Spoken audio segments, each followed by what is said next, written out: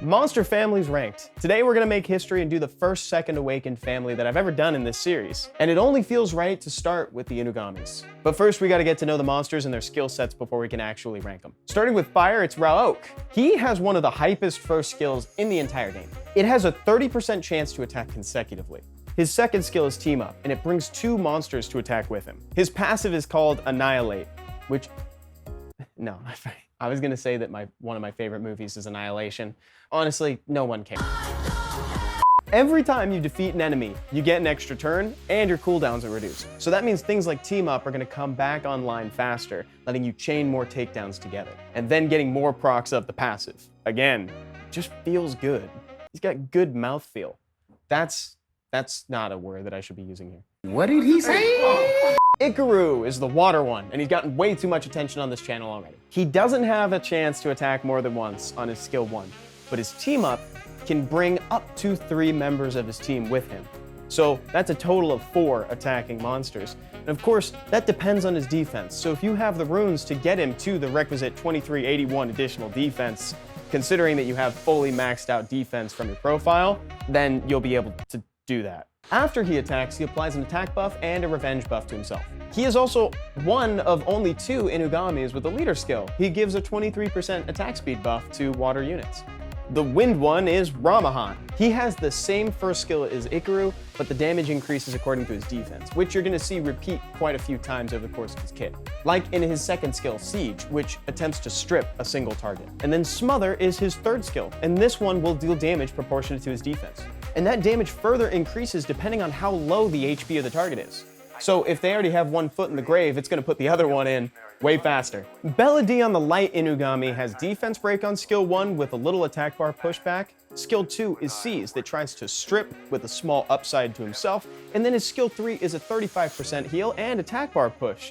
This is a dope monster, and actually one of the best designed kits in the entire game. And lastly, Crow, the dark Inugami, who has also gotten way too much exposure on this channel, but he deserves every last bit of it. He has defense break with a dot on skill 1. His skill 2 is a team up with a single monster, but the damage scales according to the number of debuffs on the enemy target.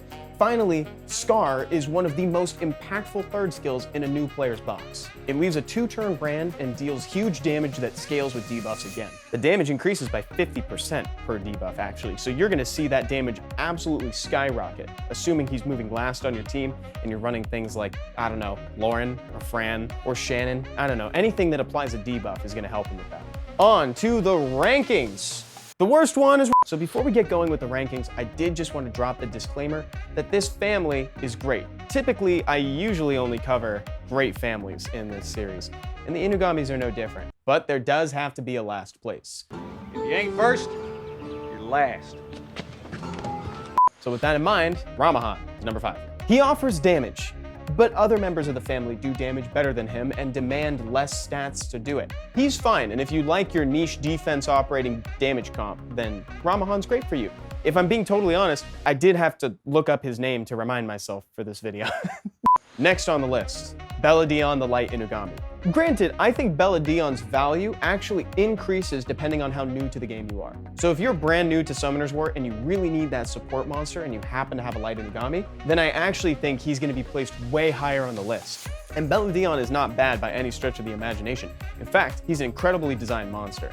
Number 3 is Karoo. This might be a little bit of a hot take. I think that Karoo probably could have been number 2 or even number 1 if this video was made maybe 1.5 to 2 years ago. But because we're making it in 2024, this is where he lands. You might recognize him from such teams as Tricko, literally named after Karoo in triplicate. This monster has had a profound impact on the game, and he is likely part of the reason why Abyss floors don't allow more than 1 monster in them. You can use him in TOA normal, you can use him in all the dungeon teams leading up to the Abyss floors, and heck, you can even use him in TOA hard, you can use him in the Punisher's Crypt as well as part of the Vampires Walking Dogs team. Being able to pull 3 units at once is just so valuable. So he's still here, he's on the list, and he's doing great. Number 2 is Raok. Now this might surprise some people because he pulls 1 fewer unit than his brother Ikaru does.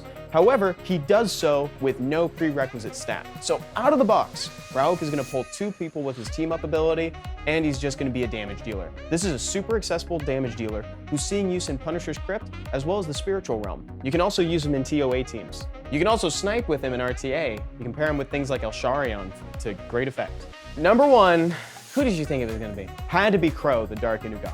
One of the most impactful damage dealers in the game for new players, ages super well into late game players' accounts. Talk about accessible, this guy is probably the best damage dealer for new players. In fact, if you wanted to reorganize these rankings purely from a new player perspective, I would probably make it so that Crow is number 1, Beladion's number 2, Raok is number 3, then Ikaru, then Ramahan.